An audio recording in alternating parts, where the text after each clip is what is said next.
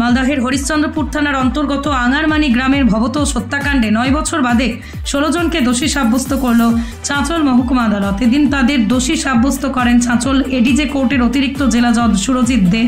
মঙ্গলবার দোষীকে সাজা ঘোষণা করা হবে বলে এডিজে কোর্টের পিপি ইনচার্জ চিন্ময় মিশ্র জানিয়েছেন।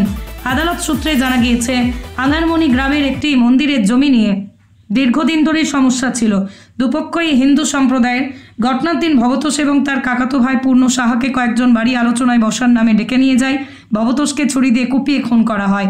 পিপি ইনচার্জ চিন্ময় মিশ্র বলেন, এই মামলার সরকারি আইনজীবী ছিলেন সুব্রত রায়। আদালত কি সাজা দেবে কি আগাম বলা যায় না, তবে আদালতে ন্যায্য বিচার মিলবে এটুকু বলা যায়। মৃতের স্ত্রী তথা মামলাকারী ললিতা দেবী বলেন, একমাত্র ছেলেকে নিয়ে লড়াই করে গেছে, এতদিনে সফল হয়েছি। ওদের ফাঁসি আর যাবজ্জীবন হলেই মনে শান্তি পাবো। ঘটনাটা আঙ্গারমণি হরিশ্চন্দ্রপুর থানার অন্তর্গত গ্রামে। এটা হচ্ছে 25/3/2016 তারিখে ঘটনা ঘটে 4:30টার সময়। সেদিন এই কেসের যে অভিযোগ, সেই অভিযোগের 17 জন আসামির নাম বর্ণনা করা হয়েছে। 19 জনের মধ্যে পরবর্তীকালে 2 জন আসামি মারা যায়। 17 জনের বিরুদ্ধে ট্রায়াল হয়।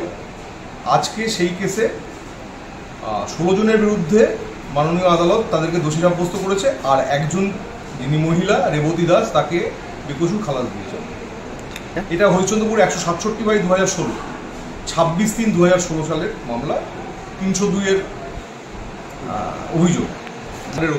ভবতোষ দাস বলে একজনকে মারা হয়েছিল, বাড়ি থেকে ডেকে নিয়ে এসে মারা হয়েছিল। 16 সালে মামলাটা শুরু হয়। আর এটা 17 সাল থেকে কেসটা আমাদের সেশনস কোর্টে আসে, সেশনস নাম্বার 125/2017, এবং তারপরে 18 জন সাক্ষী আমরা এক্সামিন করি। আজকে সেই কেসের সাজা ঘোষণা হয়েছে। কালকে মানে আজকে দোষী সাব্যস্ত হয়েছে, কালকে সাজা ঘোষণা হবে। কতজনকে দোষী সাব্যস্ত করেছে? 16 জনের বাড়ি কোথায়? মানে 16 জনের বাড়ি ওই একই গ্রামে আঙ্গারমণি। একজন যতদূর আমাদের জানা, একজন হচ্ছেন কলকাতা পুলিশে কর্মরত, আর তার নাম ইন্দ্রজিৎ দাস। আর একজন আইনজীবী আছেন বাপি দাস। আগামীকাল তাদের সাজা ঘোষণা হবে। পিপি এবং পিপি ইনচার্জ আমি। এই কেসের পিপি প্যানেল পিপি হিসেবে সুব্রতবাবু এই কেসটা কন্ডাক্ট করেছিলেন। কি নাম আপনার? আমার নাম চিন্ময় মিশ্র। কি হয়েছে? 25/3/2016 তারিখে আমার হাজব্যান্ড হচ্ছে ভবতোষ সাহা ওরফে বাবলা সাহা। সেদিন ছিল দিনের বেলায়, 25/3/16 তারিখে দিনের বেলায় আমার স্বামীকে 5 জন ডেকে নিয়ে গেল। বলল যে একটা বায়নানামা ছিল আমাদের মন্দির নিয়ে, আসল ঘটনা মন্দিরের জায়গা নিয়ে ঘটনা, হিন্দুদেরই মধ্যে মন্দিরের জায়গা নিয়ে ঘটনা। সেই জায়গার প্রতি একটা বায়নানামা হয়েছিল। 10 জনের ব্যাপার। আমার স্বামী ছিল মালিক, ছিল সেই কিসের মন্দিরের। তখন ওকে বায়না নেওয়ার কেসের টাকা নেওয়ার জন্য বলল যে তুমি আসো। আর ওর কাকাতো ভাই পূর্ণচন্দ্র সাহা 2 জনকেই ডেকে নিয়ে গেল বাড়ি থেকে। গিয়ে যাওয়ার পরে দুষ্কৃতীরা 19 জন দুষ্কৃতী কিছু দূর গিয়েই আমার বাড়ির সামনেই একটা ঢালাই রাস্তা, অমর দাসের বাড়ির সামনে ঘটনাটা ওরা ছেঁকে ধরলো আমার স্বামীকে এবং পূর্ণচন্দ্র সাহাকে, কাকাতো ভাই ভবতোষের, আর আমার কাকাতো দেওর হলো। কতজন মিলে ধরেছে? হ্যাঁ, 19 জন মিলে ছেঁকে ধরলো। তারপর কি করলো? তারপরে হচ্ছে আমার দেওর পূর্ণ সাহা কোনো মতন প্রাণের ভয়ে, মারের চোটে প্রাণের ভয়ে কোনো মতন পালিয়ে আসলো। আর আমার হাজব্যান্ডকে ধরা দিয়ে কুপিয়ে চাকু দিয়ে মারলো।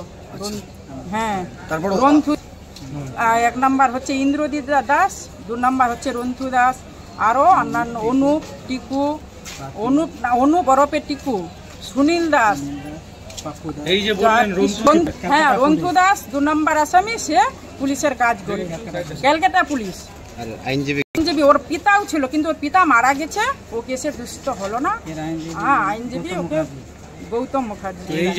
আমার আজকে রায়দান খুবই আমার দুঃখের সময় বলছি, আমার আনন্দের চোখে আজকে চোখে জল আসছে। আমি লড়াই করে, আমি 10 বছর ধরে আমি লড়াই করলাম। আমি লড়াইয়ে সফল হতে পেরেছি, যাতে আইনজীবী আমার যেন বোন কালকে বোনের সবাইকে যেন ফাঁসি বা যাবজ্জীবনের আবেদন করলাম। ফাঁসি বা যাবজ্জীবন দুটার মধ্যে যেটা দেয় আমি সন্তুষ্ট হব। আজকে আমাদের নিরাপত্তা নাই, আমার বাড়িতে কেউ নাই, আমার ছেলে, আমি একটা ছোট্ট ছেলে ছিল আছে 5 বছর, আমার ভয় তো দেখাবে, এখন তো আমি কি করে যাব, সেটা তো আমি প্রভাবশালী ব্যক্তি, ওরা প্রচন্ড একবারে অহংকারী লোক, একবারে খুব ভয় টয় দেখিয়ে আজকে যখন নিয়ে যাচ্ছিল তখন আমার চোখটা রাঙিয়ে রাঙিয়ে গেল, যখন ঘর থেকে নিয়ে গেল ওদেরকে কারাগারে নিয়ে গেল। চাইছি আমার জন্য যাতে আমার আসামি সব দোষী সাব্যস্ত হলো, তার জন্য সব আমার নাম ললিতা রানী মণ্ডল সাহা, বাড়ি গ্রাম আঙ্গারমানি। আমার ছেলে একটা ছোট্ট, আমার বাড়িতে কোনো ছেলে বলে নাই, আমি আছি, আমার শাশুড়ি একটা বয়স্ক আর আমার এক ছোট ছেলে।